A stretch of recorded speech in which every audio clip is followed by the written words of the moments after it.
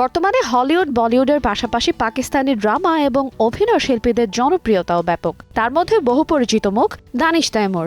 পাকিস্তান বাদেও বাংলাদেশ, ভারতে প্রচুর ভক্ত এবং অনুসারী রয়েছে তার। বরাবরই নম্র ও মিশুক বলে পরিচিত দানিশ তৈমুর। তবে এই তারকাকে এবার অহংকারী বলে কটাক্ষ করলেন ছোট পর্দার আরেক জনপ্রিয় অভিনেত্রী উজমা তাহির। সম্প্রতি এক সাক্ষাৎকারে অভিনেতা দানিশ তৈমুর সম্পর্কে কড়া মন্তব্য করেছেন এই অভিনেত্রী। প্রায় 2 দশকের অভিজ্ঞ এই অভিনেত্রীর দাবি, সময়ের সঙ্গে সঙ্গে দানিশের আচরণে পরিবর্তন এসেছে। উজমা তাহির বলেন, সাফল্য পাওয়ার পর অনেক তারকাই নিজেদের শুরুর দিকের সংগ্রামের কথা ভুলে যান। তার মতে, সাধারণ পরিবার থেকে উঠে এসে প্রতিষ্ঠিত হওয়ার পর অনেকের দৃষ্টিভঙ্গি বদলে যায়, যা ইন্ডাস্ট্রির পরিবেশেও প্রভাব ফেলে। মুঝে और तुमसे मोहब्बत हो जाए, वैसी मोहब्बत पे मैं लानत भेजता हूँ।